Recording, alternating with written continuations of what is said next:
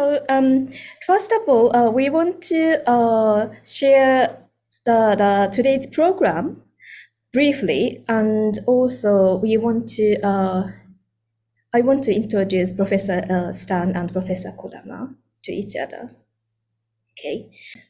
Then I want to explain the aim of this conversation. So I will talk in English. So the aim of this conversation is to exchange information that will contribute to mutual research on how to approach and reproduce the things that do not remain in Shakespearean and Kabuki studies, and to build a foundation for future collaboration, possibly in our research on Anglo-Japanese theatre. So we also hope to exchange information on what materials remain in both fields and what performances and materials can be reconstructed and reproduced from them. So today's focus will be mainly placed on 3 topics as we discussed before.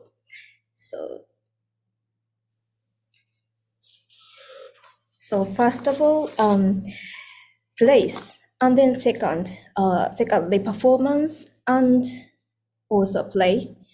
First, we will discuss the structure, appearance, and stage construction of the theater. And second, the preparation and acting methods of the actors. And for example, hand gestures, foot, and how actors sounded.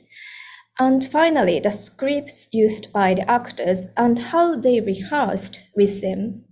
So taking into consideration of their similarities and differences, this dialogue will link the past, present, and the future of Shakespeare's and Kabuki performances, both known as classics now, and both represent both countries.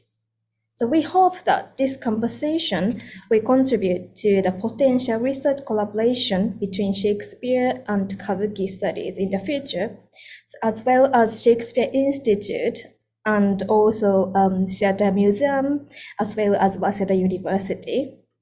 So also borrowing Tiffany's words, so personally, and we are hoping to explore the context that shaped Shakespeare's and Kabuki performances then, and how understanding then helps us understand our 21st century better. Okay, so this is the aim of this conversation. So then I want to introduce both Professor Tiffany Stan and Professor Kodama. Okay, so Professor Tiffany Stan, Fellow of British Academy, is the Deputy Director of the Shakespeare Institute, University of Birmingham. So Tiffany is Professor of Shakespeare and Early Modern Drama and specializes in 16th to 18th century drama, Shakespeare, theatre history, book history, and editing. So her books are rehearsal from Shakespeare to Sheridan, making Shakespeare in parts, and documents of performance in early modern England. She has edited Anonymous King Lear. The most recent publication comes out this year, Shakespeare, Malone, and the Problems of Chronology. So we are now waiting the arrival of the book at the Theatre Museum. And also, she is also over 50 chapters and articles on 16th to 18th century drama, and in general editor of New Mermaids and the 4th series of Arden Shakespeare. Then Professor Kodama, he is Professor of Kabuki Studies and Japanese Traditional Theatre at Waseda University. He is the Director of the Tsuboji Memorial Theatre Museum, and he writes numerous articles and theater reviews about Kabuki and other Japanese traditional theaters. So he edited a book entitled No Bundak and Kabuki, also co-edited Kabuki Handbook. He is also passionate about making Japanese traditional theater global, and recently the Theatre Museum hosted a Kabuki performance in English, and based on the play script of The Adventure of High Priest Kochi. This play script was found at the British Library in 1962, and it was performed last month by students of Portland State University and Waseda University. So we are really pleased to welcome both of you to this online conversation. Then I want to hand over mic to both of you.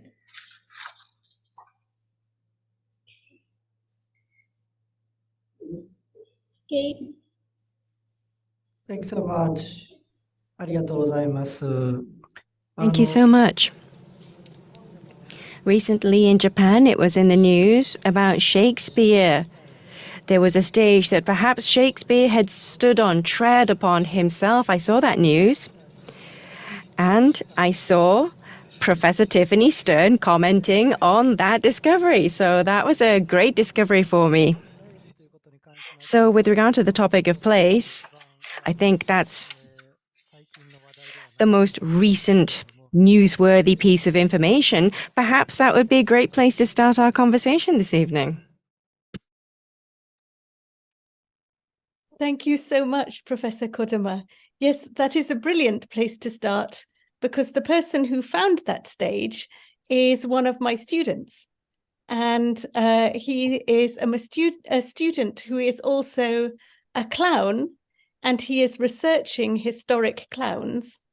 But as an actor in King's Lynn, which is the name of the place, he has been researching his hometown and the theatres there, and he discovered in an official building a bit of floor that he thinks was probably part of a performance space, and that Shakespeare will have performed on that bit of floor. And I think what that raises more generally for us in England is that we have not many actual spaces surviving where Shakespeare performed, and that we're always trying to piece them together to imagine what they're like from little bits of floor or bits of wall or bits of ceiling. But what we don't clearly have are whole obvious spaces where performance took place. And so we're always trying to construct them out of pictures and bits of archaeology, and, as I say, little bits we find. But I feel as though you in Japan have either whole spaces or clear replicas of whole spaces. And because you have a consistent tradition, maybe you haven't lost as much as we have. And that's why I'm wondering whether you can help us fill in some of our gaps. はい、ありがとうございます。 Yes, thank you. In Japan, it's true. The theatre, so it's always been performed. So the tradition of performances have continued. But I regret to say in Japan, at the same time, we have a lot of earthquakes. So regarding buildings, the earthquake standards have been updated very frequently. And this means, for example, right now behind me, you can see this is the Kabuki theatre in the Ginza, and this is the audience seats. And this is a virtual, of course, theatre. And in 2010, it was newly rebuilt. Before that, the theatre before that, in 1951, that's when the theatre before that was built. So maybe after 60 years, it's rebuilt. It had to be rebuilt. And before that, in the war, in an air raid, it was burned down. And before that, there was the Great Kanto earthquake in 1923. And in 1923, after that, it was rebuilt. And then after 20-something years, it was burnt down in the war.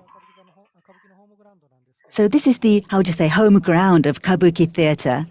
And at frequencies like that, and this month, in 1966, the National Theatre, the Japanese National Theatre that opened in 1966, was closed to be rebuilt. And this is the month that it was closed. So in 1966, we're rebuilding something that was built back in 1966. And for the theatre people in London, this is probably unthinkable.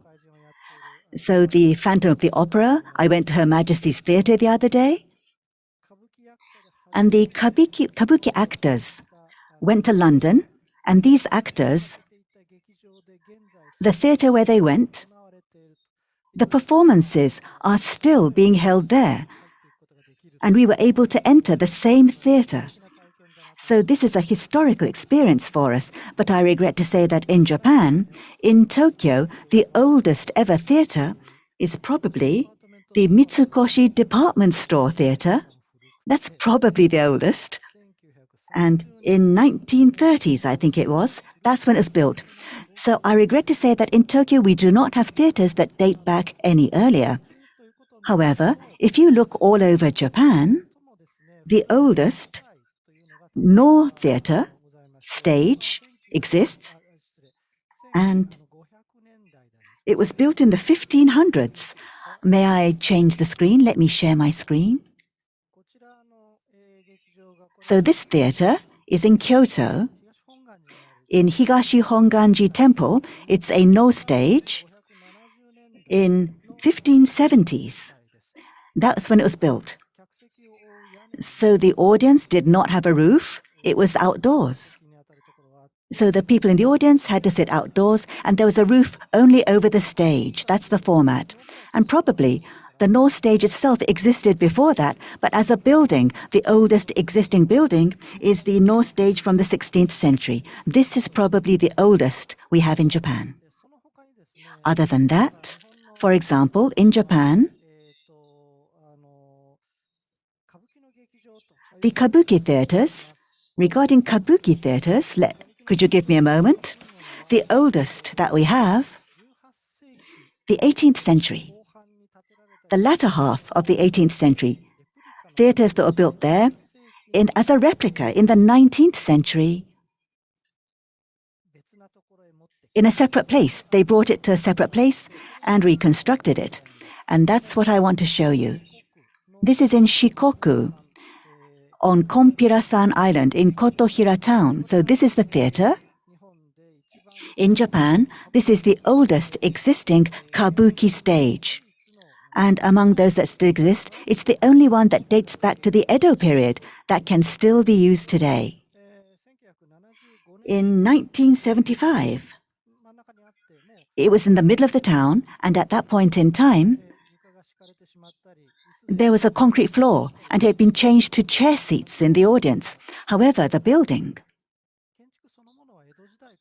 itself, we thought maybe it's from the Edo period. We did a survey, and it turns out, yes, this is from the Edo period, and it was taken to a safer place.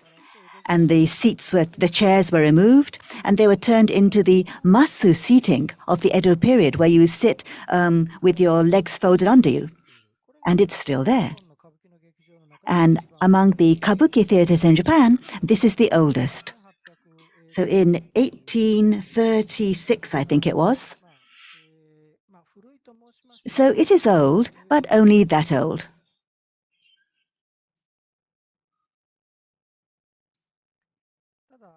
However, having said so, in the case of Japan, regarding theatres, their paintings or pictures, there are a lot still existing.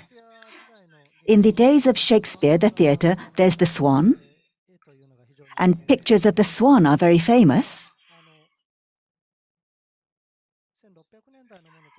In the 1600s, there's that picture, and I think there are only several that still remain that we know of. But in Japan, the pictures, there's a lot of pictures that still remain. For example, this is from the 1600s, from the early 1600s. It shows a Kabuki performance. So you can see female performers on stage, and this is a clown, a saruwaka. Oh, over here, sorry, this is the saruwaka, the clown, and he's sort of egging them on. So you can see what the performances were like. And we have an abundance of such pictures. Maybe I can show you some more. And the contents of the performances, it's actually difficult to know in more detail other than what's depicted in the pictures. But at a minimum, regarding what kind of performances there were, regarding the pictures, we do have an abundance. And around the theatre, the situation around in the environs, or what's very interesting is you can see the audience's seats in detail. In Japan, so you can see what happened when Japan was still in touch with overseas. You can see some non-Japanese in the audience as well. In the form of pictures, you can see this. And another thing you may have noticed, earlier on, I talked about the North stage. I showed you a North stage. And the early Kabuki stages, they kind of followed in the footsteps of the Noh theatre. I wouldn't say they copied Noh theatre, but back then, when you said stage, people tended to think of the Noh theatre. That was more natural. So the Noh stage was used for the Kabuki performances as well. That's what we believe may have happened. But then after that, as time flowed, the stages that are depicted or the contents depicted are gradually, you can see the change. So around the theatre, you can see the scenery. Outside the theatre, you can see that it's been prepared and it starts to take on a unique Kabuki characteristic.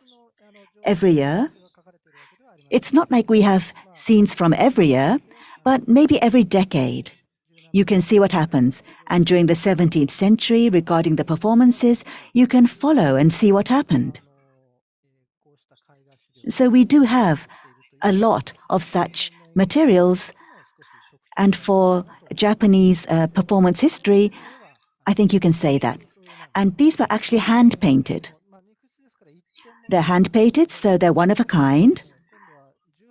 But in the 18th century, in the latter 18th century, the so-called ukiyo-e or nishikie, so these are the woodblock prints. And there were a lot of such prints. And Kabuki, so they were one of the main themes for the nishikie woodblock prints.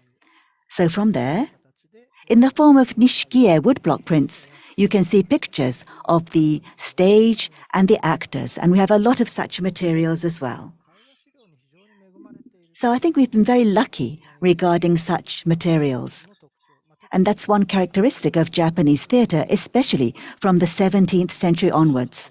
So that's a characteristic of the history of Japanese theatre. And in Shakespeare's days, inside the theatre, you do not have many pictures depicting what it was like. Reading books about Shakespeare, that's what we've learned. But since then, how has performances been depicted? For example, maybe you could touch on that a little bit.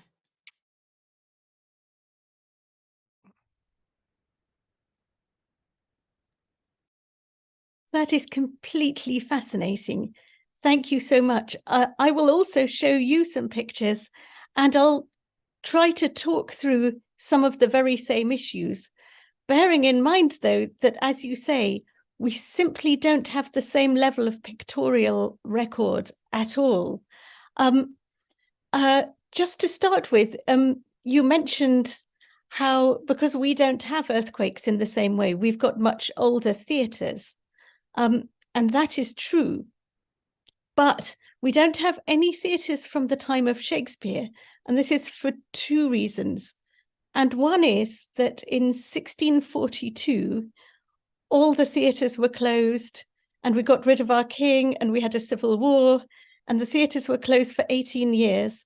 And over that period, they were pulled down as part of the war.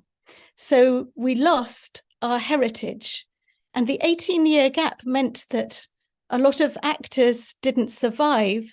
So we also lost quite a lot of our memory of what theatre had been. There was a complete break. And when we started theatre again in 1660, it had a rather different form. So that's one reason why we have this haunting gap in our knowledge. And another thing is that anything that did survive in London, there was a huge fire in 1666, and the 1666 fire burnt down many wooden buildings, and destroyed quite a lot of books and papers as well. So that's another reason why, we're quite good at going back 200, even 300 years, but 400 years to the time of Shakespeare, the time we'd really want to, that is more tricky for us, and we don't have the information in the same way. Let me now see if I can myself call up some pictures. Okay. Am I sharing? Can you see these? Okay. Let me very quickly just talk through, because what I'm going to talk through is absence, really. So we are relying on pictures like this, which is an enormous picture of the whole of London. It's a good one. We don't have many such. And the other thing I should say is that our art, English art, was very primitive at this stage, and better art like this is done by people from the continent who came to England. So here's a picture of all of London, and then this little bit in the corner shows two round theatres, and you can maybe see they're round. One has a flag up, and the one with the flag up is called the Globe, and the round theatre to the other side of it is called bear baiting for animal fights. But they are mislabeled. The one called bear baiting is actually the Globe, and the one called the Globe is actually the bear baiting. So here we have one of our precious images, but the person making the image didn't really care about those buildings. And pictures like this, good pictures, give us so many questions. Were the buildings really round, or did they just look round, but they actually had multiple sides? Things like that. Here's another with some little round theatres, but you can see how vague these are and how you're trying to pick the theatres out of the rest of London. And then we have things like this. We do have archaeological remains, but they tell you something about the foundations, but they don't tell you much else. So these are the foundations of the Rose Playhouse, and they were dug up in the process of taking down one high-rise building and putting another one there. And from these foundations, this theatre has been conjectured. But you can see how the foundations just give you the stone and brick outline of a building that was largely in wood. And the other kind of thing we're relying on, because we have so few pictures, are documents like this. And this is a document for building the Fortune Playhouse. And the only place that has actually acted on this document and built the Fortune Playhouse, I think you might know what I'm going to show you here, is the Chibuchi Memorial Theatre Museum. So there it is, as a sort of very important realization of a historical document. And then in the light of all these documents, we have reconstructed theatres, imagining what they may have been like. And this is the reconstructed Globe. So it is from 1997. And this makes me think, when I think of how we're reconstructing our Shakespeare theatres, that makes me think that these are not dissimilar then to your reconstructed theatres that you've been talking about, that are old in style, but actually were built recently. And I think the things with when one's dealing with a recent building that's meant to be an old building is that a building like this is so fascinating and helpful, but it also represents our thought in 1997. And our thoughts since 1997 have themselves changed. So, for instance, this building, this reconstructed globe, I said we were wondering how you could look round and not be round. And you can see that this globe, they've decided that it had equal sides. It had 20 equal sides so that it looked round. But further thought, when one looks, I live in Stratford, which has various buildings actually of this period, and they are never regular and equal because the buildings are made from different trees, and the trees have different dimensions, and each side of the building is made from a tree. And if one tree is taller than another, then you'll have a building with one side taller than another. And so I think we now think that this perfect, round, elegant structure tells us quite a lot about 1997 thought, and that the actual globe will have been much less regular and will have had funny angles. And though it will ultimately have been round, it won't have been a perfect circle. So we're also, even with our reconstructions, we're realizing that reconstructions tell us quite a lot about the history of reconstruction, as much as they tell us about the actual theatre. You did mention the swan drawing, so I thought I would show this. This is an incredibly important drawing for us because it's the only picture of the inside of one of those round buildings from the period. And what I was interested in is that it does have the features of the No Theatre that you were showing me, where it has a roof over the stage and the audience are in the outside, and it's a wooden building in the same way. So it's and so I find that parallel quite haunting and interesting, because I wonder how countries so far apart are coming up with the same structure for a theatre, with that mixture of indoors and outdoors. And I wonder if it's simply that if your theatre is outdoors a bit, you don't have to light it as much as you would have to light an indoor space. In both our theatres, the result is that the people who are watching the play are going to be victims to whatever weather there is, but the actors are going to be able to go under the roof and protect their clothes and continue their performances. But so I find that interesting. But as you see, we have one picture and it's not terribly good, and we don't even quite know what precisely it's showing, because you can see in this picture there are actors on the stage, but and audience behind, but then there aren't audiences around the stage. So this is a picture maybe illustrating the different uses of the theatre, but it's not a real moment. And that makes it hard to analyze. But it shows us one or two haunting things. It also shows a woman on stage, maybe two women. And we know there were not, in England, female performers. They were all male performers dressed in female costume. So it's quite nice to see that happening on this stage. And then there's someone with his legs very far apart, and I will talk about him later.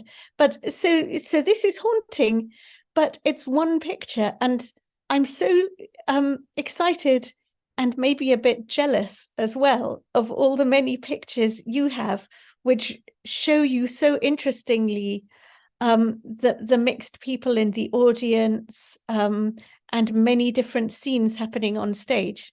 Now, of course, we have some of that information in prose, in texts, but that's not the same as seeing it. So I think that's the end of what I have to say about our round theatres. We also had square indoor theatres, and I wonder if the parallel if this is more parallel to the No theatre, and the square indoor theatres are maybe more parallel to the Kabuki theatres. So I will very, very briefly show you some of those, but I don't want to take too much time. But again, we have some plans, some drawings for such theatres. And from these plans, we've reconstructed in London the Sam Wanamaker Theatre. But again, it's a reconstruction, and it's an imagined theatre based on these drawings, but then for commercial reasons, based on these drawings, but decorated to look like an older theatre, because these drawings are from after Shakespeare's time. But the Sam Wanamaker wanted to be a theatre from Shakespeare's time. So it took these drawings, but then it decorated the theatre in an earlier way.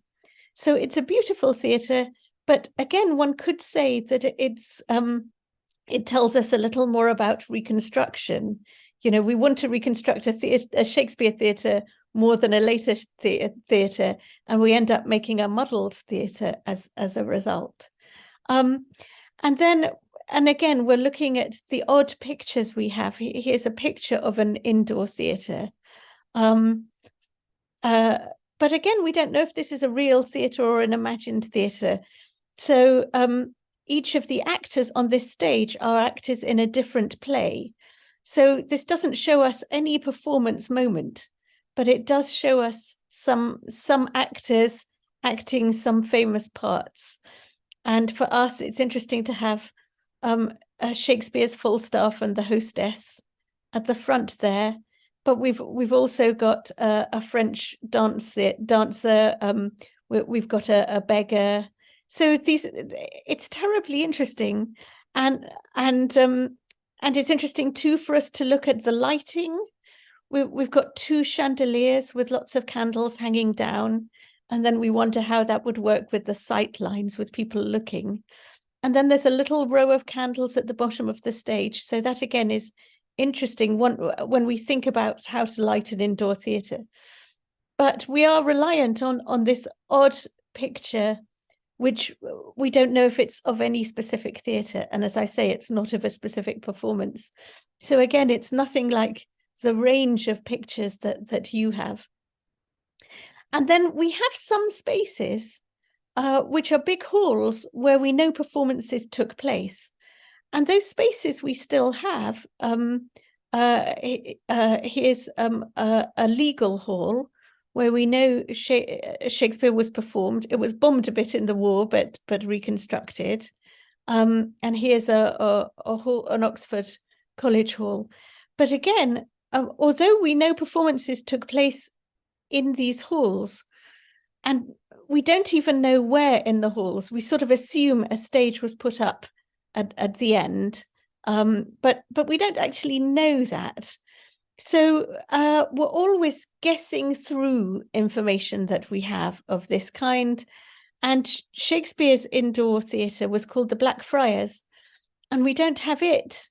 But also, it wasn't a purpose-built theatre. It was a theatre built in an old religious institution which had been closed, a monastery.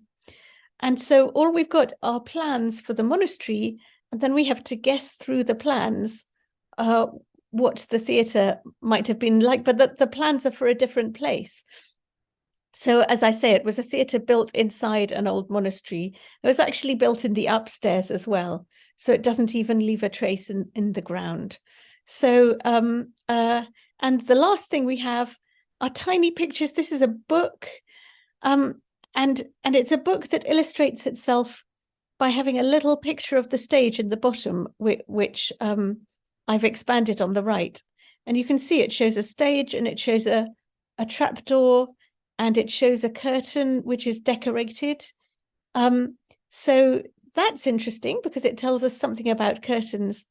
But once again, it's so little information against the kind of information that you have.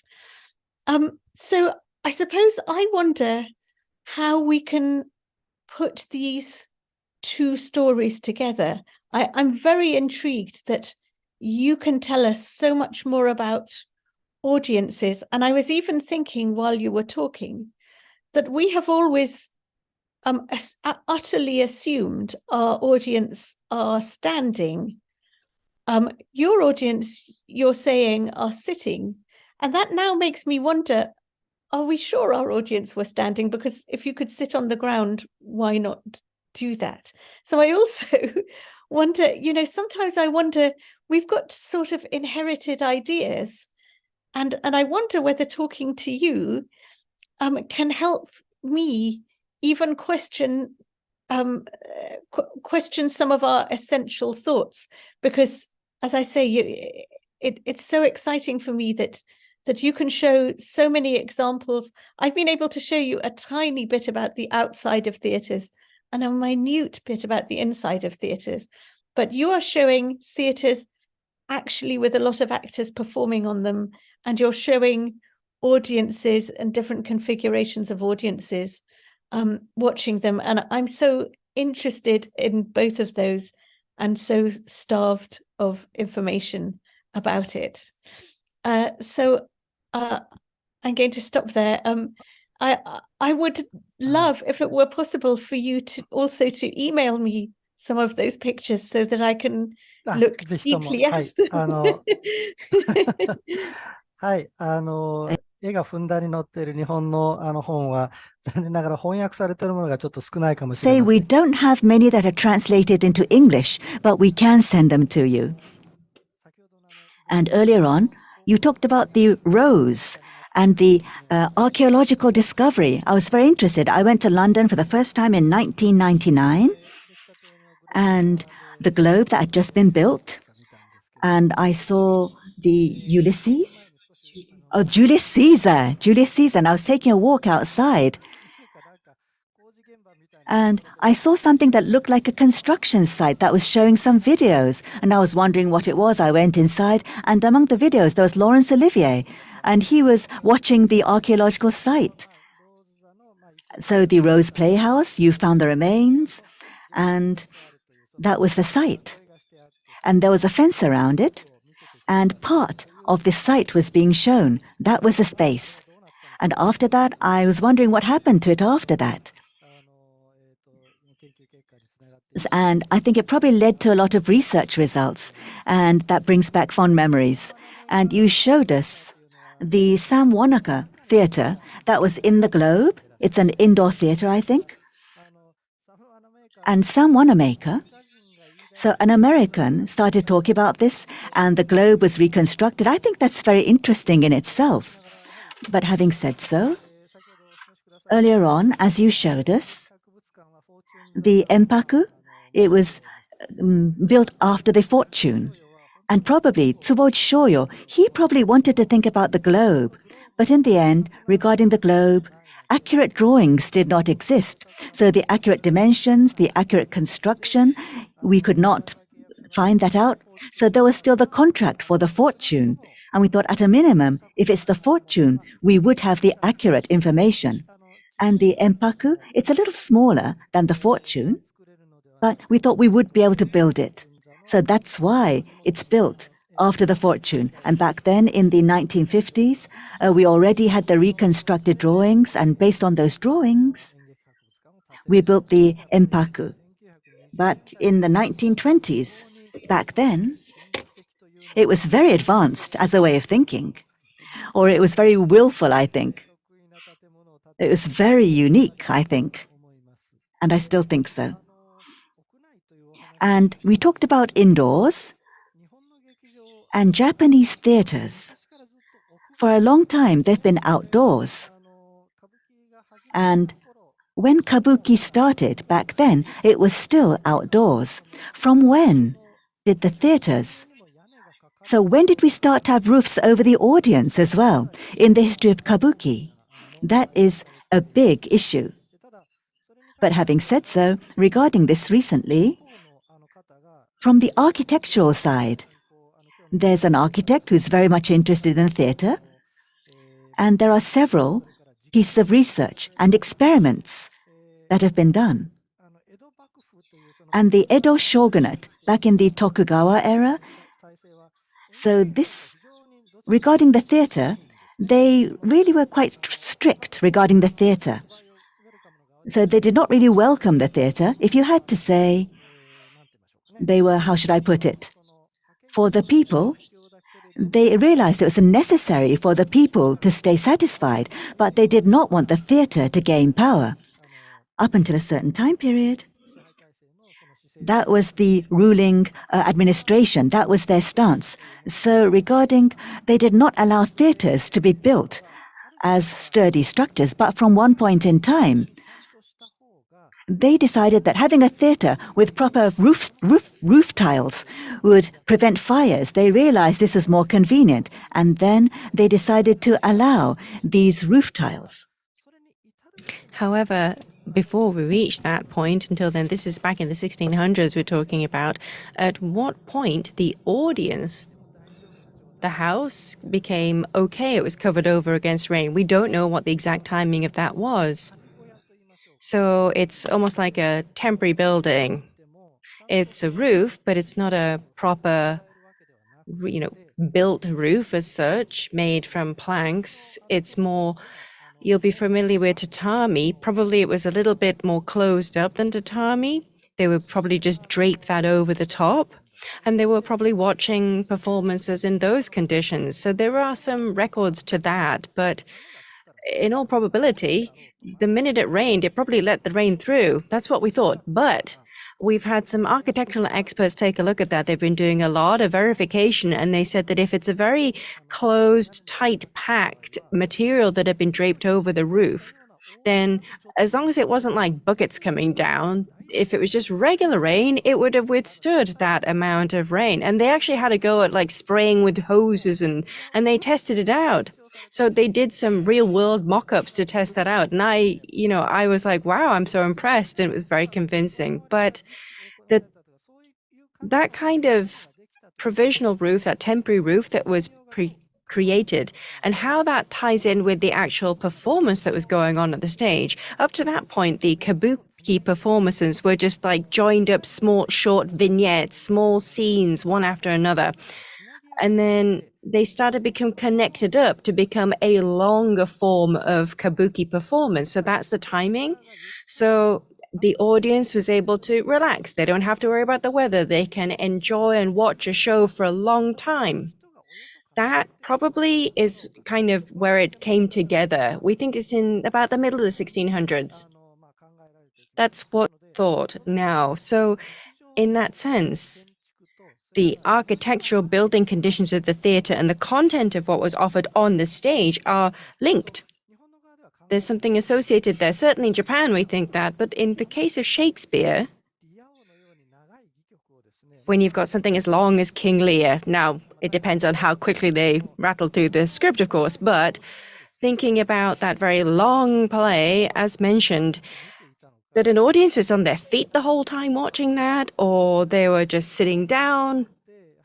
I don't know. I guess the content of what was being offered inside, the condition of the audience, the house, is how they relate to one another is a topic certainly of interest. And in Kabuki stages, that developed from the original No stage, and it became its own stage. One of the important things is what's known as the Hanamichi. There's almost like a runway that comes out from the stage out into the house.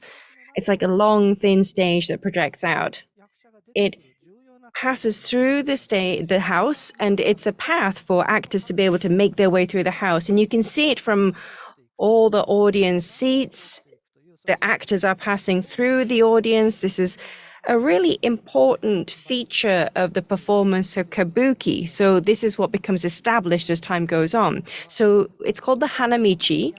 Now, unless there's a roof over the top of that Hanamichi, the actors will get wet when it rains. So the Hanamichi being completed as part of the setup of the stage probably implies that, again, there's a roof over the audience as well. So the architectural aspects, there's actually not a lot of documentation relating to the architectural history of the stages. So there's no clear exact date from when this happened. But in all probability, the building's condition and the content of what was performed inside on that stage, I think there's lots of points where those things come together and dovetail. And I think that kind of gives the history of how the Japanese stage has evolved. So that's one insight I think we have. So in the UK, in England, is there anything that kind of has a similar parallel to that? Thank you so much. Absolutely fascinating. I think you are right that indoor theatre changed the way plays were written.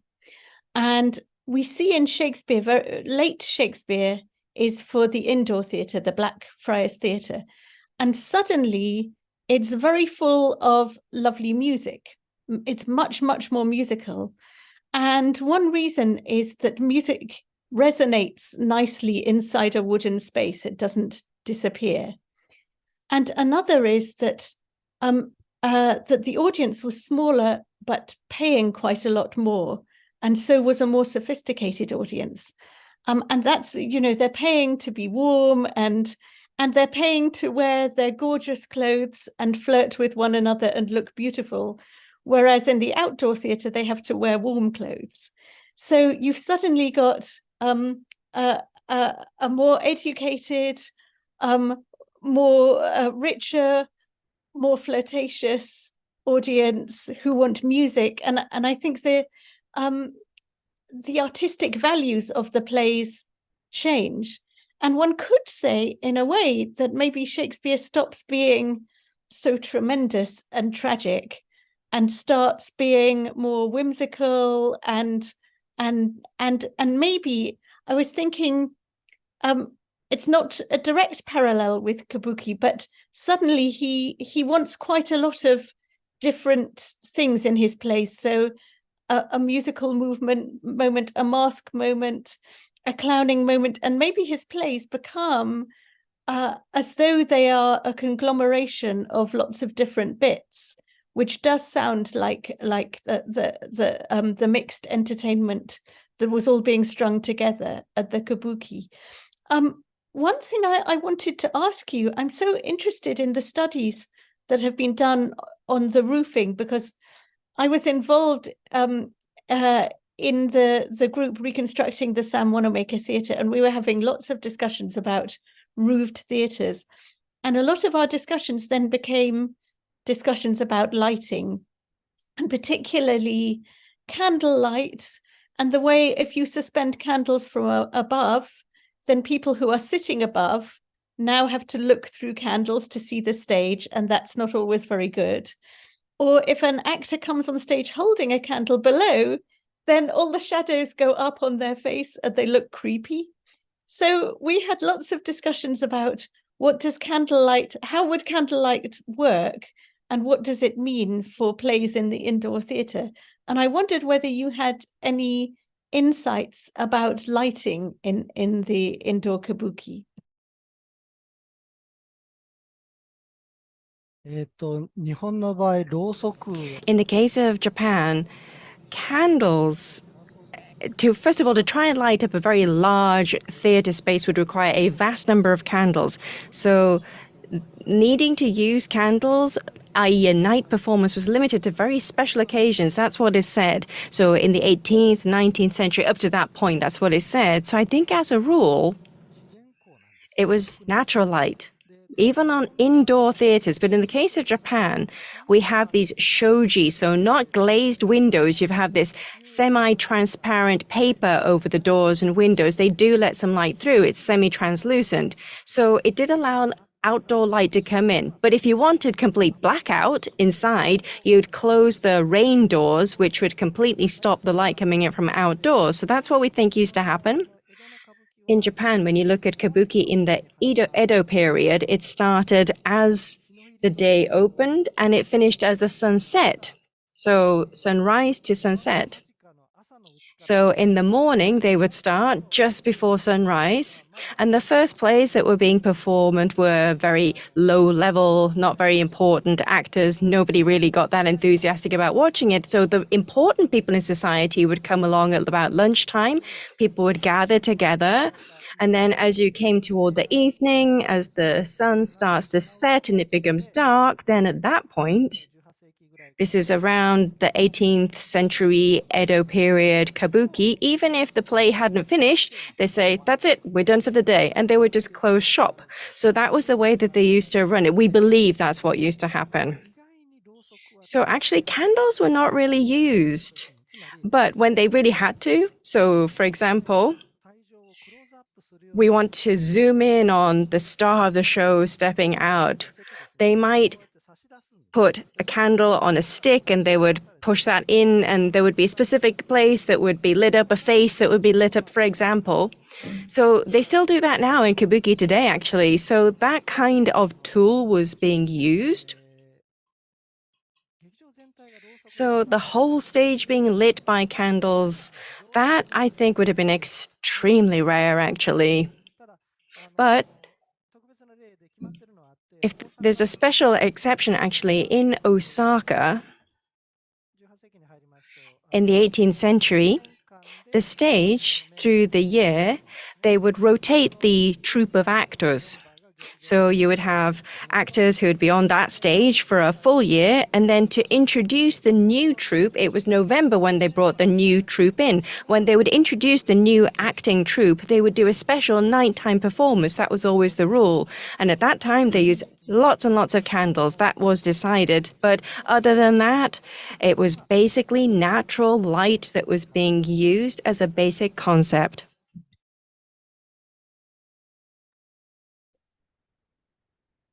I'll tell you what you've inspired me to think about in this conversation, and that is that whenever we read the word window or casement, we are imagining a glass-covered space because that's what it is now. But I know from looking at documents of the period that glass was expensive, and that sometimes there was paper or parchment across windows. So I'm thinking this on the spot. I'm now wondering whether our assumptions that all those performances were using candlelight all the time, whether that is correct, and whether we didn't in fact have windows a little like yours that could be covered but light could come through. So this is something I'm going to research in the light of what you say, because as I was saying before, that so much of our theatre history is inherited theatre history, and it's often the ideas of very good people from the 18th and 19th century, but actually sometimes we need to rethink our very fundamental ideas, and I am certainly going to do some what is a window and what is a theatre window research in the light of what you say, because I understand that. Why shut out natural light? どうぞどうぞ。 Go ahead, please continue. No, I was just saying, I now see why shut out natural light and then expensively pay for candles when you don't need to. I can see why you need that for special performances, but I now wonder why. I also wonder whether one couldn't have windows with no glass at all, just an open space that you can close as necessary. So anyway, thank you for this. I am finding, for me, this conversation is so enlightening and fascinating. So thank you. Yes, just one thing. An example. I think I can show you. I hope I can show you. Let me see. Could you give me a moment, please? I'm having slight problems bringing it up.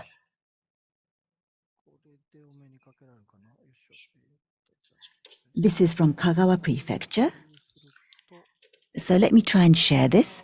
So this is in Japan. This is in Shikoku at the Kanamaru Theatre. This is when the performance was put on. And after it becomes dark. For example, candlelight. This is under candlelight. So this is how they use the candles. So this is the person who does the candle. So who handles the candles. And this is used in Kabuki theater today as well. So you can see there's a candle below this actor. And the light. So this is where the ghost comes.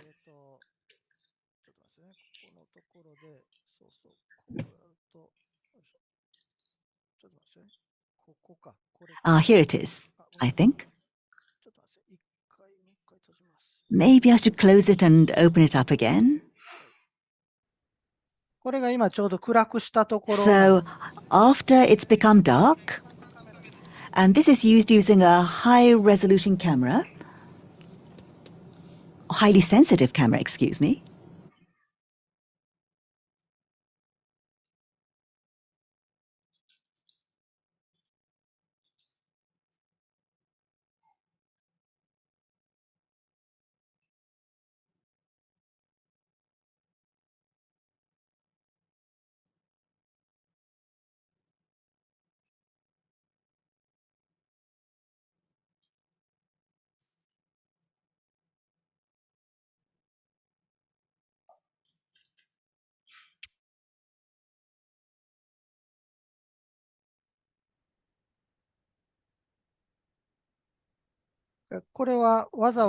And intentionally, in the theater, they've made it dark during the performance.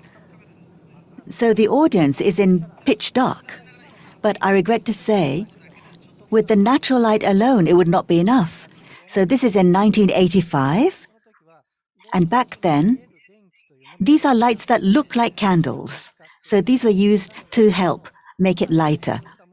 But these actually would not have existed. And after this was over, you can see where it's opened up to let the light in. In this way, when they open the doors, this much light does come in. And probably they would have been able to perform using natural light. And the way human beings sense light, it tends on their daily lives. So we today may feel this is far too dark. But back then, if they were accustomed to it, then they probably would not have felt that it's that dark.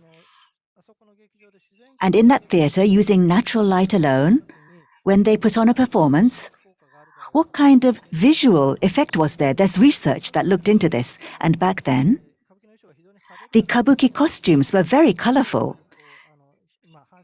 So they would reflect the light. There was that effect as well. And in Kabuki, there's the kuroko. These are people who are dressed completely in black and their faces are hidden behind black cloth. And they would help out the main players. And in the theater today, when you look at these kuroko, even though you say black, you can see them, but you're supposed to not see them, pretend you can't see them. But in natural light, you can actually see those kuroko disappear in natural light. That's what the experiments showed. So including all of this in natural light, the effect of natural light, they probably had a lot of different things that they were able to do in natural light. That's what we've discovered.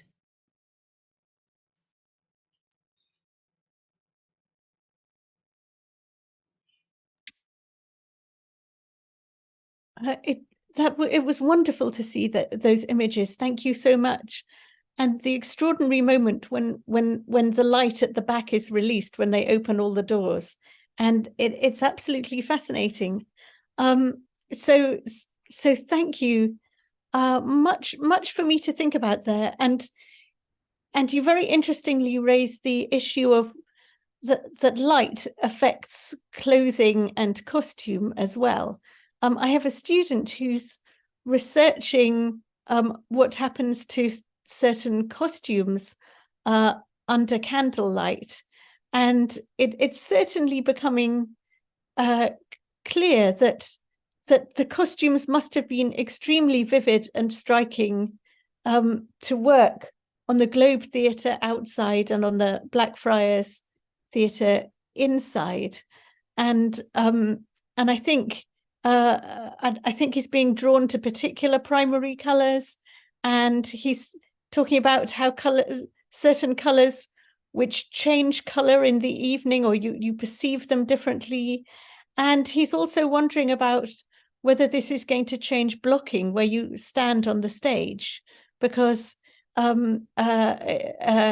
if one person is going to throw a shadow over another person, so do the actors actually need to be more close together for visual color purposes? These are things he's exploring most interestingly, but I think he would be very fascinated to think through the kind of information that you can share. So I don't know if we'll be able to see this film in England also, but if we can, I think that would be exciting.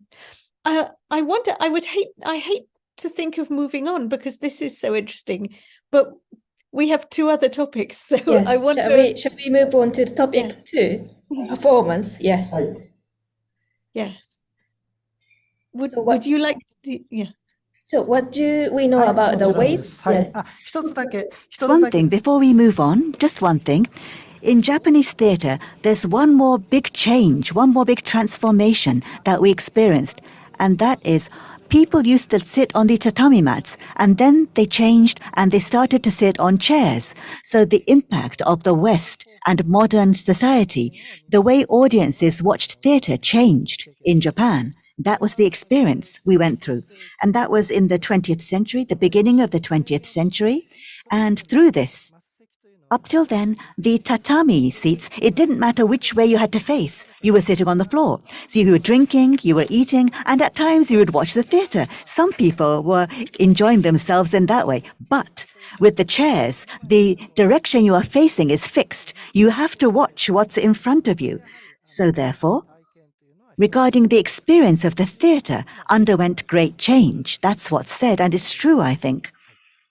That's one thing. So let's move on to topic 2 and performance. So what do we know about the way actors prepared and acted? So is there information about hand gestures, feet? What about the way performance sounded? So let's move on to this topic. Okay, so Tiffany or Kodama sensei, which do you Okay. like to start? Yes. スター先生から。 Yeah. If you'd like to start, Professor Stan. Okay, I will start. I think once again, there's so much less information we have than you have. But let me share my screen once more. Hang on. Here we are. Okay. So we have very few pictures of actors, and the few pictures we have don't tend to show them acting. It tends to show them being. So here's a picture of Shakespeare's greatest actor, Richard Burbage. And it's probably painted by himself. He was a painter. So here's the man, but obviously we're not seeing him performing. And then the other famous actor of the period was Edward Alleyn. And here he is. And he was Christopher Marlowe's great actor. So he performed Dr. Faustus and other important plays by Marlowe. But here again is a picture of him as a person, not as an actor. And in fact, this is a picture showing that he's now in charge of the bear baiting, of the animal baiting. So I think one thing to say is that these actors are not proud enough of themselves as actors to be depicted doing performances. They want to be depicted as people, not as performers. So I think that says something interesting socially about acting at the time. And this also maybe is the moment to say that there were no female performers. All actors were male and all women were performed by boys. So it was a very male world. And I might just also raise here, because it's something I have found interesting and difficult as a historian is that while people in England and in America were interested in putting on male performances to try to get back some, to try to learn some things about Shakespeare productions. These days, that makes women very annoyed because there are no roles for them. And there's a sort of anti-historicist movement because people don't like the values and the acting companies of those times. And so now we've got all these reconstructed buildings like the Globe. But the Globe never wants to experiment with what performance was like in Shakespeare's day, whereas that's what it was built for. But it won't do it anymore because that doesn't fit in with the current world. So I don't know if you encounter any similar problems with Kabuki. But as I say, people are worried about historic performance. They don't like it very much anymore. We've got things like pictures on the front of plays, which show us moments happening that are sort of, because they're at the front of play books, these are a mixture of performance moments, but also maybe fictional depictions of the actual story being told in the play. But I've picked this because it shows performance in that the man on the left, he's been murdered and he's hanging, and in the fiction he's hanging in a tree, but we can see this is a structure with leaves on it, but it's not clearly a tree, and we can sort of see it's a prop. It's a stage prop tree, a pretend tree. So we can see little bits of information about how they performed in these pictures. One of the things that very much interests me in this picture, and that no one is really talking about, is the man on the right who has a black face. And he's in disguise. And we still haven't worked out quite enough about makeup to know how they did things like change the color of their faces. But one suggestion for a performance like this is that sometimes they would wear these masks, these creepy vizards. And this mask was discovered in the wall of an old building. And you can see it's got a little bead to the side of the mouth, and the person would put the mask on their face and hold it tightly to their face by clutching the bead between their teeth. So it's an odd, sinister, but interesting prop for instance, changing the color of the face. So we've got things like that. And then we've got books that tell us certain hand gestures and what they mean. I've picked these because these are hand gestures we still use and still know. Approbation, pleasing, and extolling, being really, really pleased, 2 thumbs up. And to be silent, to be secret. These we still use, but the books tell us all sorts of gestures that we don't use anymore and what they mean. And so sometimes when we're trying to reconstruct performances, modern actors study these books and try to use these gestures. And it is clear that the audience who will have had bad eyesight and didn't have very good spectacles in those days, they will have looked at actors and they'll have wanted big gestures that they could read and understand. So this tells us that the theatre then was very gestural in a way that's very different from our modern naturalism. And we have lost a lot of these gestures and we've lost their meaning. And when actors do replicate them, a modern audience won't understand what they mean. And amongst the things we don't know is quite how, but again, I think you can maybe help us, is quite how to move from one gesture to another in an elegant way. We don't quite know how the transitions from one gesture to another happened. So we have this, again, tricky information, because we've got some information, but we haven't got the performances that bring this to life. And it's troublesome trying to recreate them, even though when we look at pictures, we can sometimes see that these are pictures of actors doing some of the gestures. But as I say, it's tricky for us. So I might stop there. I have things to say about the feet as well, but I would be most interested if you could tell me about hand gesture in the Kabuki, but also if you have anything to say about historic performances and whether people still like them or find them annoying. I would also be interested.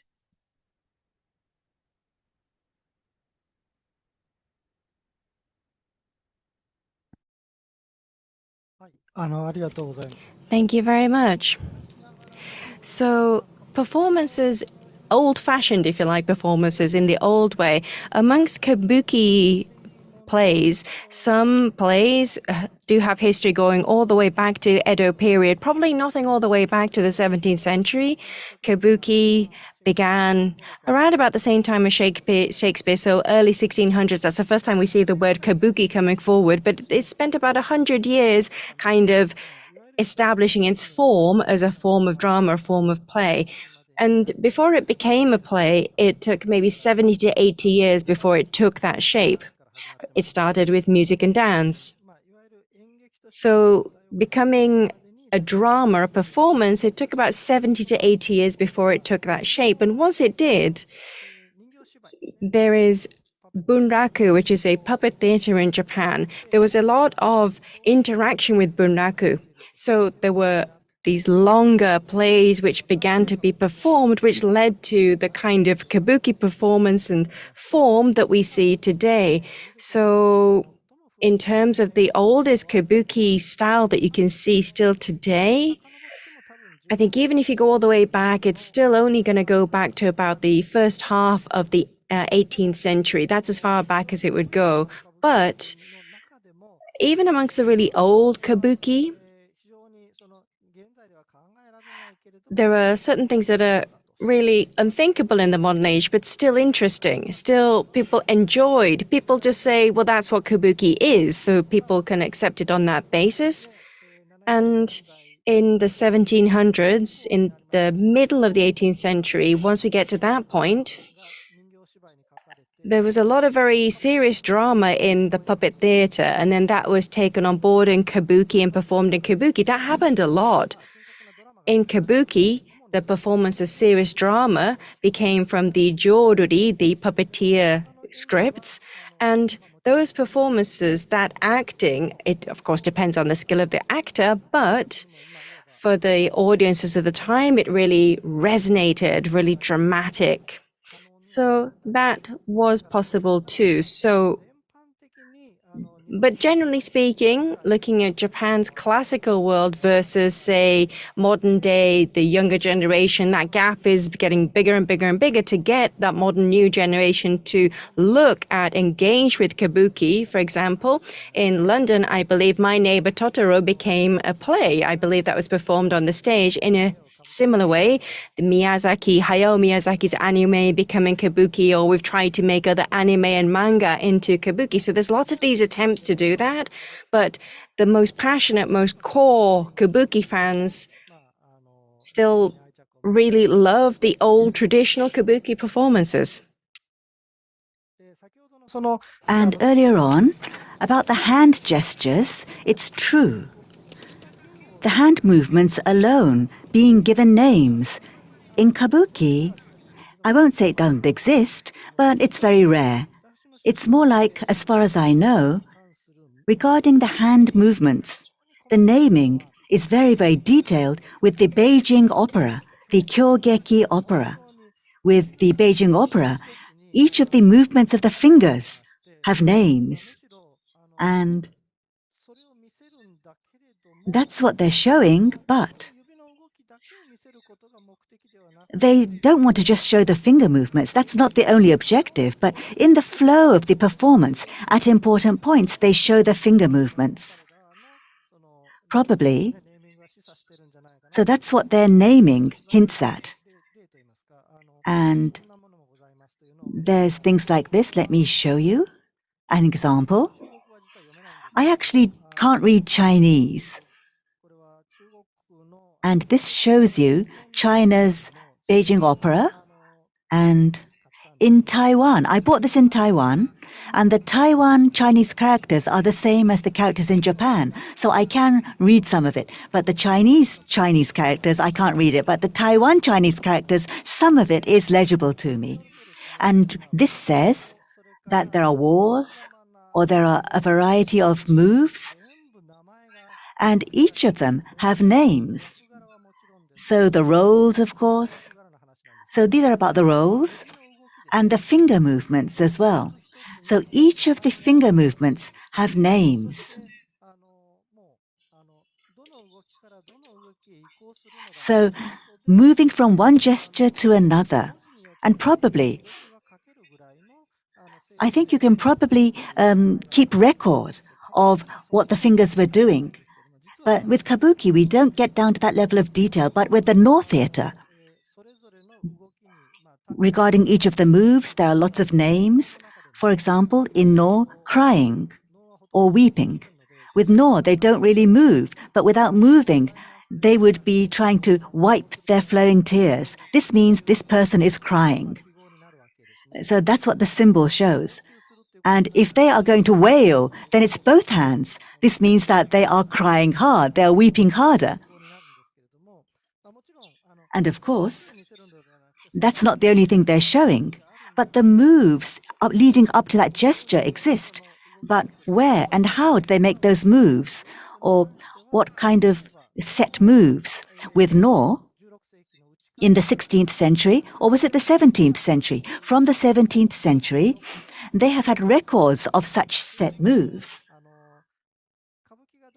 So Kabuki became more popular among the masses, and at the same time, Noh kind of moved away from the masses, and it was more accepted by the daimyo, by the warlords, by the upper classes, which means that each of the daimyo had their own. They were the patrons of certain actors, which means that they cannot make mistakes. So rather than a free performance, they would have to go through a preset performance without making any mistakes. That became more important. So what would the performance be? They needed to keep proper records and then hand it on. So that's the stage that they moved on to. And thanks to this, the records are extremely good records. And looking at the records, so what happened in the transition? Like you say, in the 17th century, when we look at the records, and when a modern day actor tries to do it, then what does he do about the transition? So it has to be left up to the sensitivities of the modern day actor. But in each of the different parts, these were the moves. And here they use these kinds of props. So we can go back and look at those records. With Kabuki, those kinds of detailed records only emerge later, probably. A whole scene having detailed records is probably only from the 19th century. And with Kabuki up till then, with the script, how would you perform? Or, of course, you would understand the accent to a certain extent. So regarding how they spoke, you can probably tell to a certain extent. But with Kabuki too, and with Noh theater too, up until today, there are plays that have continued to be performed up until today.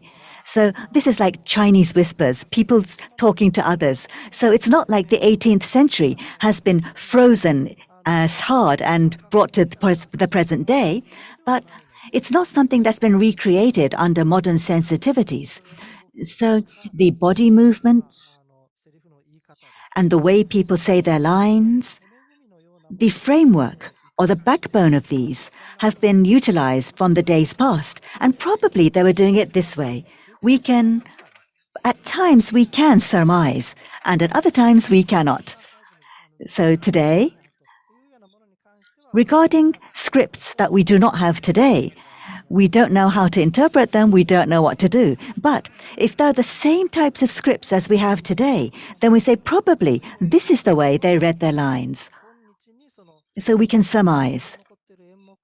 Regarding traditions that were handed down from people to people, at times we can tell. And for Kabuki and for Noh theatre, we can go back in time and imagine, and that's probably how we can do it.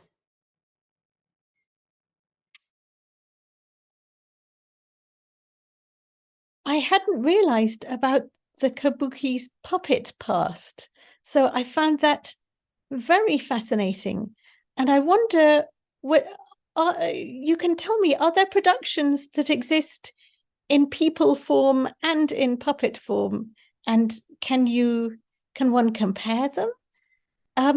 The theatre of Shakespeare's time also had a puppet manifestation, but the puppets were not respected. They were thought of as simplifications and trivializations, and so there are also things for us to learn from our puppets, but our puppets are a debased version of what was happening in the theatre, whereas it sounds as though your puppets are kind of sources. So can I ask you a tiny bit more about that, but before we move on to other things?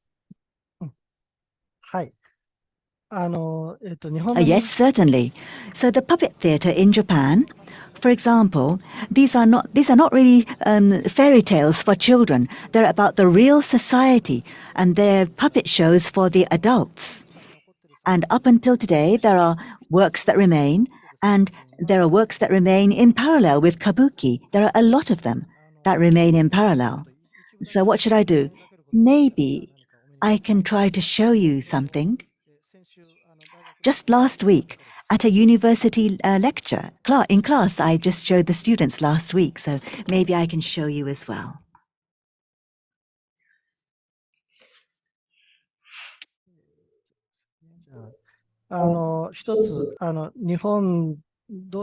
So in Japan, how should I put this?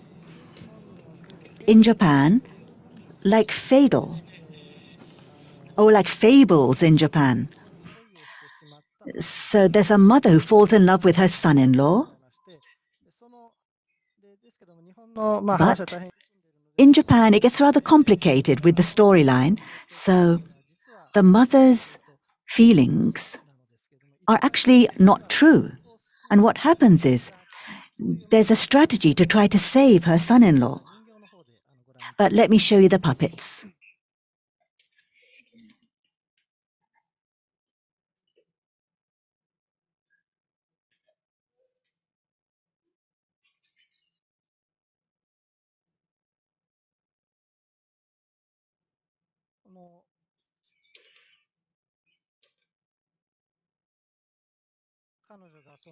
So she is about to take...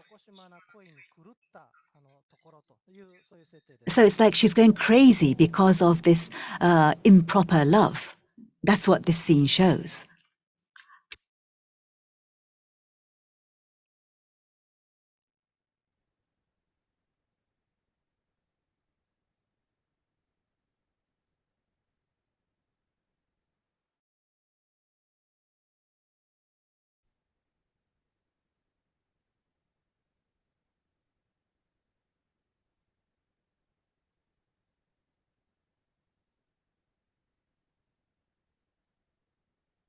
The interpreter said son-in-law, but maybe it should have been stepchild.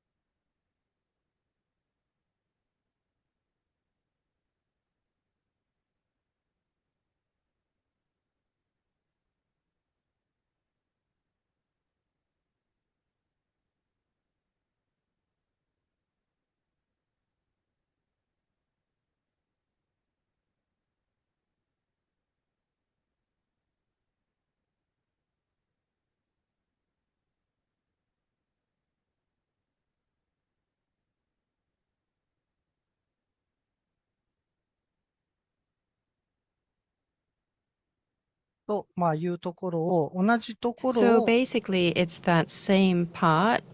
In Kabuki, I could show you the exact same scene in Kabuki. 音聞こえてます？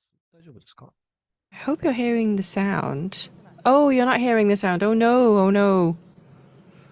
Okay, 1 second.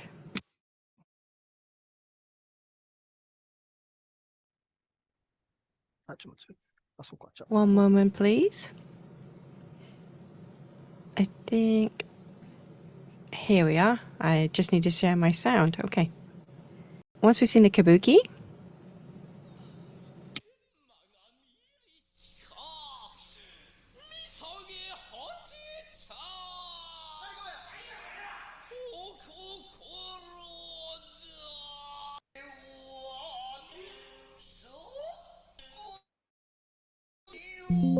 あ、ちょっと待って。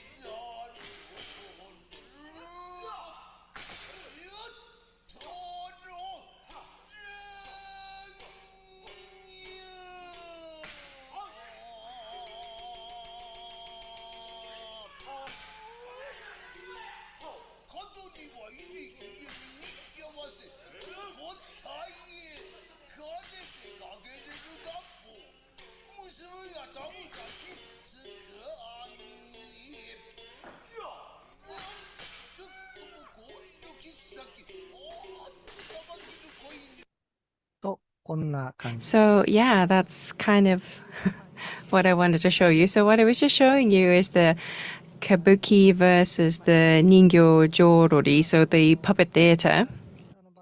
So basically, it's the same scene being performed in similar ways, but there's slight differences. Where you saw, she was sending the man out from the door. We didn't see that in the puppet theater. And over in the puppet theater, the Bunraku, it was very real. You know, you've got this young bride who was kicked out of the way and dragged by the hair. So it's hard to do that with a male actor playing that female role in Kabuki. So there are some similarities and there are some differences. So you see the different characteristics of the different forms, but basically the play text is the same. They're playing the same play. So put simply, there is a commonality there.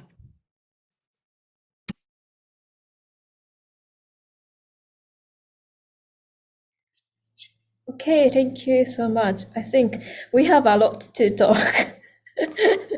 We have a lot to talk, but the time is, I think, so I think we can move on to topic 3, and maybe we can include, for example, the talk about feet or how the actors sounded in topic 3. Is it okay? Yeah. Okay. Yes, I'm going to be quicker now. I think what this is teaching me is that we have so much to talk about. We need to Yes. have further conversations, I think, Yes. maybe where we look deeply at one thing. But so very briefly, I will talk about sound, because you've just been playing us the sound that you and the fascinating sound of actors that is somewhere between speech and song. And we know that we had something similar in sound terms, but we've lost it. And here's another occasion when I think we can learn from you. So what we have instead are people talking about what actors sound like. And they say things like, she speaks in a majestic tone, like an actor at the Bull Theatre. And tone is a musical word. She speaks in a vile tone, a horrible tone, like a player, like an actor. And speaking big, and as folks say, in a tragic key upon the stage. And these are all musical terms. So it's really clear that actors spoke in an artificial way that came across musically, but we don't know quite what it was like. What we have instead are things like this 18th century record. This is 2 centuries later, but it's an 18th century record of how the great actor David Garrick sounded when he said "to be or not to be." And in order to record how he sounded, they've tried to use musical notation. And again, you know, it's a little hard. If you try to replicate this, it sounds very odd. But I think we're talking about a sound that's somewhat more similar to the kinds of sounds you've just been playing to me. That's kind of speech song. So I'm very fascinated that you have, by inheritance, kept that. And once again, though, I'm also wondering, I wonder how it is that performances in very different countries came to have these similarities, and whether we were learning from one another because of international trade, or whether we were creating something, maybe before microphones, that kind of musical sound traveled better than normal speech. So I'd be interested in your thoughts on that. And then I will go to the texts and the rehearsals that actors had. But I thought I'd just ask you about that first, that musical sound, and why do you think the actors have it?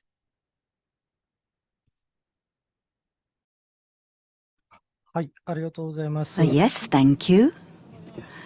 So like musical score, you have the tone of the speech. I think that's very interesting.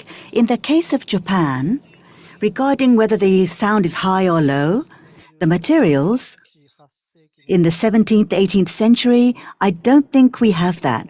But in Japan, for example, earlier on we had you take a look, and that was from the latter half of the 18th century. That's when the performance was done. And up until today, the performances have pretty much continued continuously. And maybe in the 19th century at the latest, from the first half of the 19th century until today, for example, with the puppets, the performance of the music, it has been handed down with very high precision, so it's very similar. And with kabuki works, there are lots of kabuki plays, and to a certain extent, there are common accents that exist. And with kabuki, there's another thing. There's the role, that way of thinking. So there's the enemy, and the enemy acts like the enemy, and the good people act like good people. The old people act like old people. So they each have their own roles and befitting ways of speaking to fit the roles. And those too have been handed down. But on the other hand, with no theater too, but then there's kyogen. So no, if you had to say, is singing, it's dancing. But with kyogen, it's the speeches.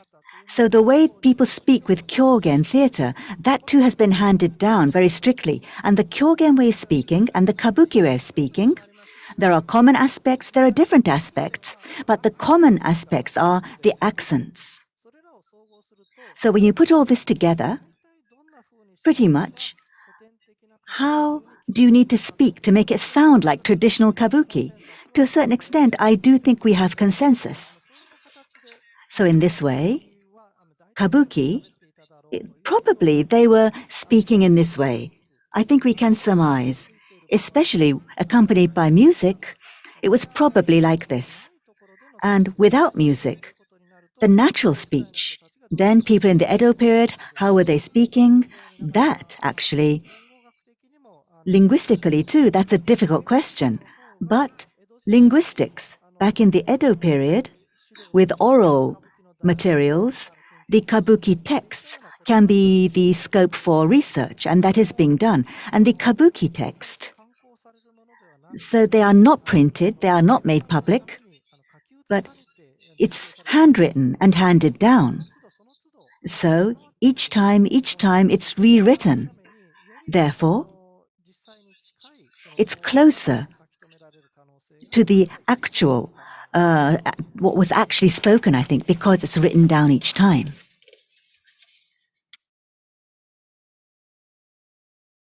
And another thing, regarding the way people speak, and indoors, even though it is indoors, and even though light is coming in, or if you open up the window, if you open up the door, maybe the breeze or the wind will come in as well. So it's not like it's really sealed in, you can hear a pin drop. That's not the case. So that's where they are performing. And that also, I think, has a big impact.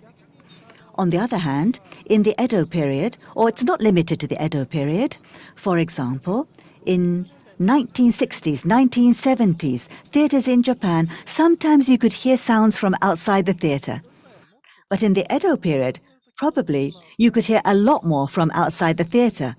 Or if you stand outside the theater, you can probably hear what's going on inside. There are lots of records that say that. So regarding sound, it's an open space where they are performing. And that will probably lead to the way they emitted the sound. So the kyogen way of speaking, ever since the Middle Ages, it's been handed down. But probably the people in the Middle Ages, if they spoke at the speed of the kyogen theater, I don't think that's what was happening. In reality, they probably spoke much faster than in the kyogen theater. But in kyogen, the way they do the declamation, it's outdoors. So outdoors, towards the audience, they would emit their lines. So what would be the most impactful to get the lines across? I think that's probably what's been handed down. And Nomura Mansai from the world of kyogen, he played Oedipus. And he went to an ancient Greek theater. So what was different from your usual performance, I asked him. And he said, the theaters in Greece, normally, the Nor stage, the audience are usually below his line of sight. So he just needs to speak forward, but in the Greek theatres, there's the audience all the way up and above him. So he had to speak towards the air. And that was different from usual. That was what Nomura Mansai told me. So what's your awareness of the space around you? I think that probably has a close relationship to how the actors read out their lines.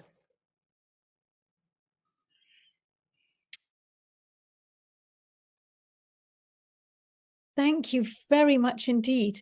A lot for me to think about, and I think that point about speaking out into the air is a very telling one, and this will be true also of our theatres, which were in some ways very poor imitations of Greek theatres, but we were in some ways trying to replicate the classical theatre. I'm going to. Sorry for interruption. Okay, so let's take 5 minutes break. Let's take 5 minutes. Okay. Yes. Thank you so much. Thank you.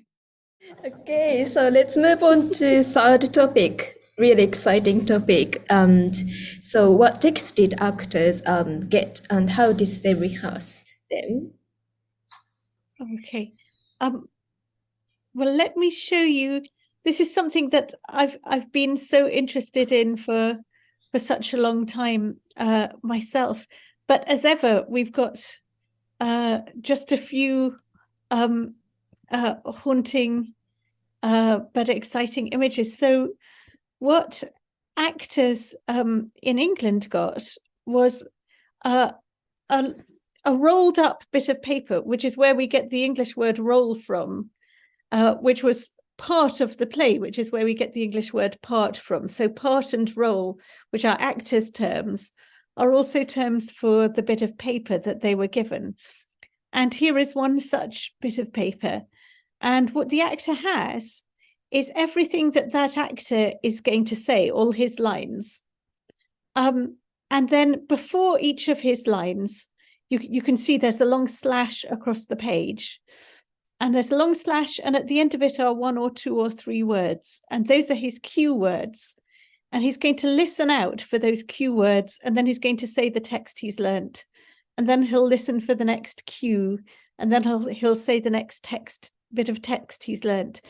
Which means that the bit of paper he's given has all his words, everything he's going to say in the play, but very little about the other characters, very little plot. He doesn't really know what people are going to say to him or about him. He knows what he's going to say, and then he has the cue words to listen out for. So I think the parallel with this is maybe something a bit like being in an orchestra, where if you're going to be in a big symphony, you're not given the entire symphony. If you're going to play the violin, you're given what the violin does. And then the conductor makes it all work as a symphony. And something similar seems to be going on here, where the actors have their separate parts. And then they're brought together by the prompter, and that makes a performance. But I'm very fascinated by these separate parts.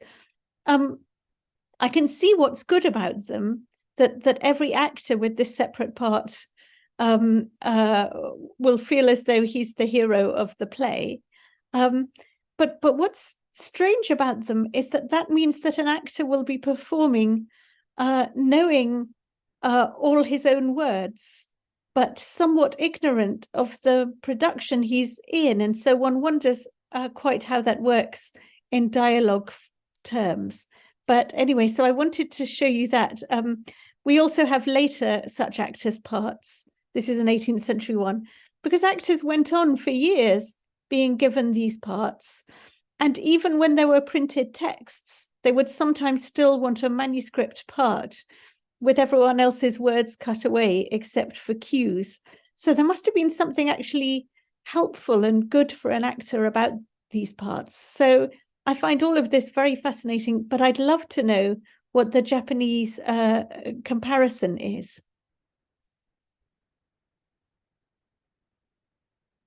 In Japan, initially, it was again just these extracted, just your own lines. So you just got your own lines and nothing else. Now, from when we started having that extracted dialogue, it's quite difficult to pinpoint when that happened. So in terms of examples of existing extracts or excerpts, just the individual actors' lines, I don't think we have anything from the 18th century, I'm afraid. Maybe once we get into the 19th century, there's probably some examples still extant. But if you look at the 17th century documents, there's something that looks rather along the lines of an individual actor's lines. It looks like an actor who actually wrote those down. Now, this is a picture of that. You can see here somebody with a brush and ink is writing something. And over here, it looks like a rehearsal or practicing. And you can see over here somebody scribing that. Now, this is around the back end of the 17th century. So from this point, somebody was just writing down and just extracting certain parts. We think that's what's happening here. Now, in terms of the entirety over the play, how does an actor get to know what the actual total play is? Before you come to start doing rehearsals for a performance, they have a conversation first about what the play was about. It seems that that was a step that they had in their process. At that time, for the actors, for the writers, we have diaries from those people in the time. And in our museum as well, our deputy director discovered these documents actually. So initially, you set up a plan and then you talk about that plan with producers and others. And then once you start to make some headway with that consultation, then you start putting more specifics together and you come up with a synopsis of what the whole thing should look like. And then you start to refine that some more to go into rehearsals. Rehearsals first would be everybody sitting down. And then after that, you would stand and rehearse. And then next, you would start doing, basically they call it choreography, but movement. So they would choreo the movement. And finally, they would do the blocking, they would do the various steps, exiting, entering, to get ready for the performance. So you can read that from diaries and from other documents as well. And that's maybe the end of the 17th century. That's what we understand to be the process at that time. But probably at the end of the 19th century, no, actually, I'd say maybe by the time you get to the middle of the 20th century, to see the entirety of the play, that the actor would have that in their hands just wouldn't happen. It was always just this excerted individual actor's lines. That's all that the actors had. They knew their own part. And at the rehearsal stage, the writer would read through the entire play. So that happened in the 18th century. It looks like there was a read through by the writer. So when there was this reading out, if you like, rather than reading through of the play, then you figure out what is the part that your role plays in the performance. And then they would do the performance. We believe that's what's happening. So just what you're seeing on screen right now, this is something that an actor would have had. These are the dialogue lines of the parts and the roles that the actor was good at. So top and bottom, these are actually different. Sorry, because I was trying to save on film. So there's two, one on top of each other here, but they're two separate things. So it says one, the short sideways line means one, and then below that is the line. So it doesn't even have the cue of the last few words of what the prior actor was saying. It's just your own lines only. And the actors had their lines for particular roles, and lots of them, probably because when they went out and toured around the country, they couldn't take a whole lot of scripts and documents. So you just had your own pieces of paper with your own lines, and the actors carry these around themselves, and it would allow them to check on their lines, to be familiar with their lines. That's what we believe these were used for. This is about the middle of the 19th century.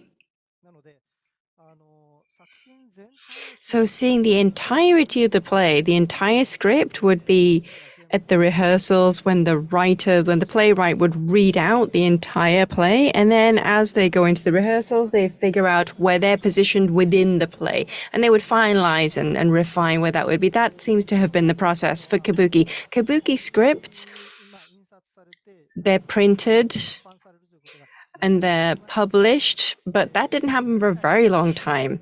Not until the modern times, throughout the Edo period, certainly, it was a secret that was held within the troupe, the acting troupe. And that was true for the Kyogen form as well. We really didn't get bound and published copies of scripts. So for Kyogen and Kabuki, I think there was some improvisation, some ad-libbing was actually something that was allowed. There was some liberty that was given. They didn't want to be tied down to a script. I think that's part of the nature of the performance. So you saw a moment ago the puppetry, the Joe Rudy style, and also for those you have these very fixed format scripts, and this was 1600s, 1700s when printing was available. Immediately at that point, they started printing using wood blocks. They would print their scripts. So that's a really entrenched tradition in those forms. So there are people who were training as a literature. So by fixing down the script, and that's one form. Some forms don't like to have a fixed script, and Kabuki is on that side of things. So I think that's partly to do with the interaction with the audience, the desire to have some freedom to improvise. I think that's where it comes from in Kabuki.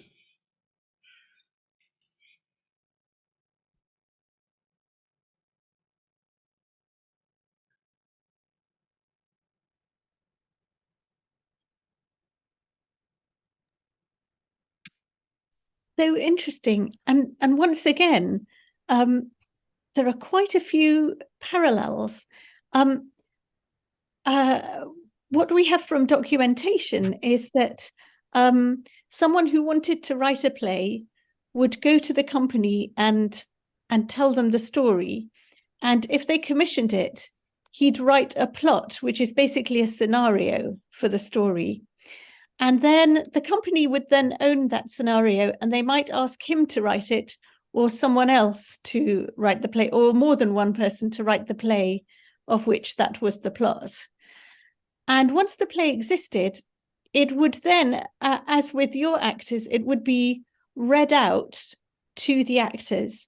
But I suppose what's interesting is that in this theatre, there were permanent actors and they would get to hear the play. But there were impermanent actors who were just hired for one performance or for another performance, who played smaller roles. And they wouldn't be there on that occasion, so they would never hear the play. But then all actors would be given those actors' parts.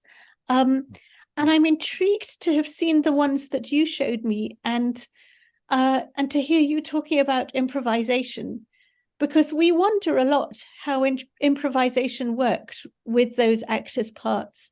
And it is very clear that there are certain actors who improvised a lot, often the funny ones, the clowns.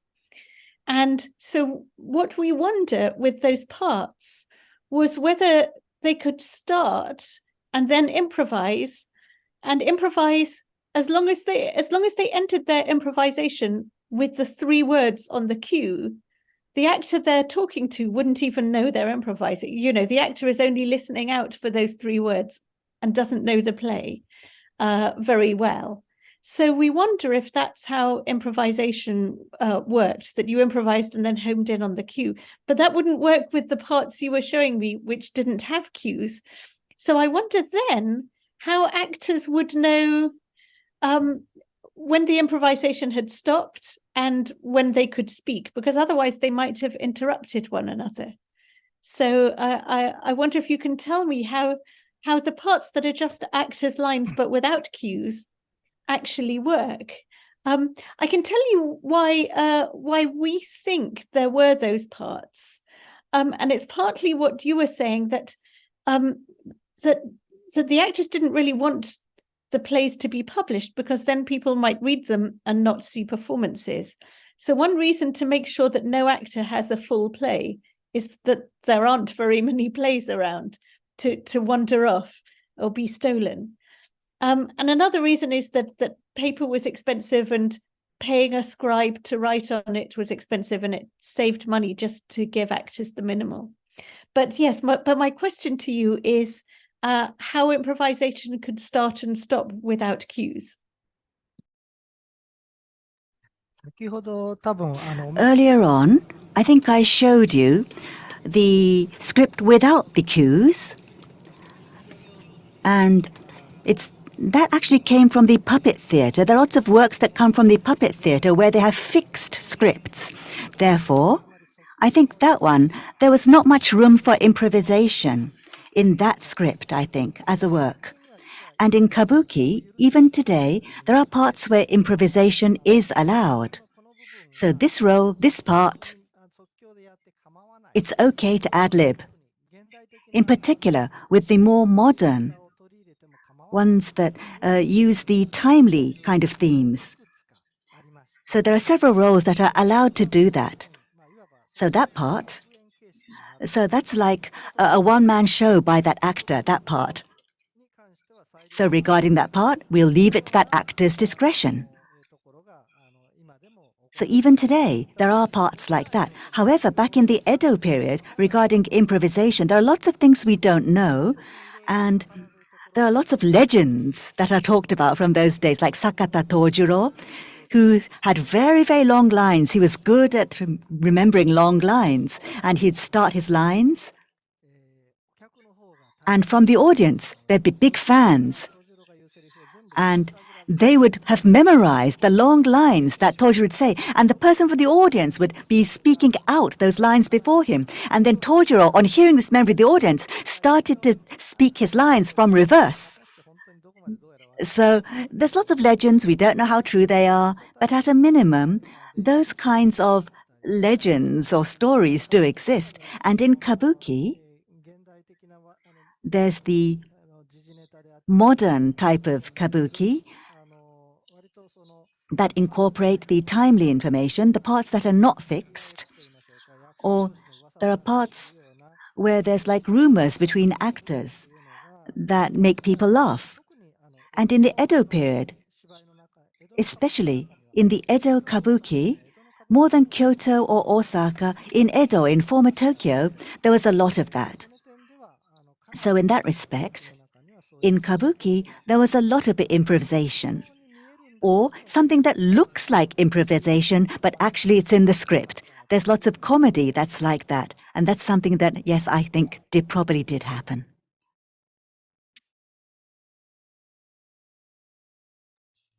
Thank you so much. I'm conscious that we're running out of time. I just wanted to introduce one more document and one more person, and ask about them and if there were parallels. So here we are. So this person, this is a performance happening, and then this person is the prompter, is his name. And that's the person, a director didn't exist. There were no directors, but there was a prompter, and he has the whole play there in his hand, and he has a stick, and he's sort of conducting the performance. He'll help actors come in on time by pointing to them with the stick. And by Shakespeare's time, he's often not on stage. He's often behind the stage, but looking through the curtain and shouting out instructions. And every now and then you get plays like this, where you hear the prompter within saying, "Dismiss the court." And then on stage, the actor says, "Dismiss the court, cannot you hear the prompter?" So there is this person who he's not conceptually in charge of the production the way a director might be, but he's in very practical terms just in charge of the running of the production. So I wondered if you had such a person, and that person had a different text from the actor's parts. And this is one such text. And this text gives all the entrances and exits in the play. So it's like all stage directions. It has no dialogue from the play at all.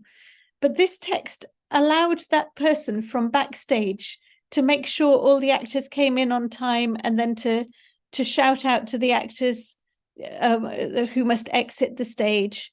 So I'm interested in that person who's running the production but not really thinking about it, but practically running it, and also his separate text. And again, I wonder if there are any parallels. Thank you. 日本の歌舞伎の場合、 In Japanese kabuki too, a director does not exist. And in Japanese kabuki, in principle, it's the main player who also double hats as the director. In other words, the main player, he will know all the other parts down to the smallest detail and be keeping a sharp eye out for them. That's the way it's done. Therefore, in the rehearsal too, the main player and also the writer. So in Japanese kabuki, it's like a joint effort. So different people write different scenes, and then the top writer will join it all together. So the top writer who understands everything and the main player, the contact between them led to everything being in place in an overall manner. But the prompter, I think, probably did exist. But regarding the prompter, there are not many materials about the prompter. There's Kanjincho. It's still a very popular work, and it's a no theatre. It's modeled after no play, and kabuki is performed on a so-called no theatre. So it's a new effort, and normally the prompter would be behind a big tree or behind a big rock, if they exist. And the Japanese prompters are dressed in black. But with a no stage, they cannot do that. So they were wondering, what should I do? Where should the prompter be? So the prompter memorized all of the lines, and without a script in his line, he would be able to prompt. So that was the skill that was needed for a prompter. And there was a person who was able to do that, and that's Kawatake Motoami. That's what he was later named. So he was able to do the prompter very skillfully, and the main player, Ichikawa Danjiro VII, he managed to win his trust. So there is this story or legend that still remains. In the 18th century, in the 1840s maybe, or the 1830s, there was a prompter system that already existed, and the prompter, they would normally do things like this. So that was already established. Yes, I think we can tell. And not limited to kabuki, but a stage manager, that concept only emerges in the modern days, the director. And in place of the director, there's a person in charge of things moving forward. In kabuki, they knock two pieces of wood together, as you know. And the person knocking the wood was close to being the director. From the Edo period, in part, they were probably doing that, like the writer, in part, would be doing that. They would knock the piece of wood together to say, the play is about to start. We're going to start. Please take your seats. So they would be making sounds from the wood. So they would go that far. But once the play had started, then probably it would be the top actor and the top writer who did that, or the lead actor who did that.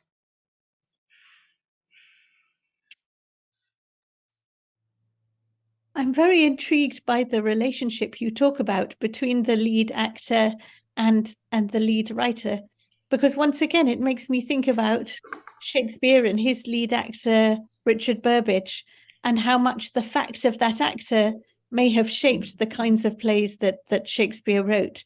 So I think that there's something, again, similar going on. And then I'm thinking also about the person who knocks the two bits of wood together. With our theatre also, you needed a sound to tell the audience to stop talking because the play's going to start. And it was usually someone with a trumpet who would blow 3 times on the trumpet, and then that would signal that the play's beginning. So once again, as we're drawing this to a close, I'm extremely fascinated by the parallels, both because they give me new ways of thinking about our theatre, but they also raise big questions to me about why there are these parallels. Is it, do you think, because the countries are visiting one another? Do you think there's information traveling both ways? Or do you think there's something quintessential about theatre, which means that different places kind of invent something so similar? Have you, as we draw this to a close, have you any notion where these similarities are coming from? 二国間の交流 I think bilateral exchange between London and Japan, no, sorry, not between London, but Europe and Japan, I think there's a number of theories about that, but I think I would go with the latter. There is something quintessential, I think, about theatre. I'm drawn to that explanation, meaning that performing a play, what is needed to do that, and how you deal with that. I think in many ways, you end up thinking along the same lines. And depending on the country, there are certainly differences, but it's actually very similar solutions that people come up with. I kind of think that might be the case. What do you think? I think that might be the case too. But I suppose what I find very exciting and sort of generative about this is both kind of the shared wonderfulness of theatre, but also it seems to me rich with possibilities for the way maybe Japanese and English theatre can learn together or can construct an exciting new future out of its shared but different past. I think, I love studying the past, and I love thinking about what might it mean for now. And I wonder if there's a kind of bright new future that we can forge together. Yes. I feel absolutely the same way. I love researching the past to see where that dovetails with today. Think about what is the same as now and today, or thinking about, oh no, the times have changed. It's really important to have both. So when two countries are not connected, there are places where there's still togetherness, something that still comes together, and you still also see the differences. There's both aspects of that. So it's really important to understand what's happened.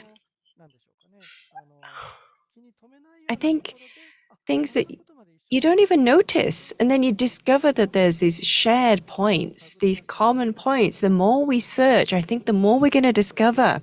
I think, yeah, this is definitely going to have to be a series. Definitely. What do you think? Yeah, I think so, yeah? I would love that. It's been a sheer joy talking to you today, and thank you, and thank you to everyone for working so hard to make this happen. Thank you so much to both of you, Professor Stan and Professor Kodama. And I had lots of questions raised from your talk, and I found out lots of similarities and parallels as we talked about. And so especially I wanted to hear more about the topic 3 and the play text and how actors rehearsed them, because I personally really interested in the process of putting a play on a stage. And I found out from Tiffany's work, the term passionating was really exciting, and to express performing on a stage. So I agree with Professor Kodama's idea. We should have a second series of this talk if we can in the future. And anyway, thank you so much to both of you, and thank you so much for everyone contribute to make this talk happen. And thank you so much. So this is the closing talk.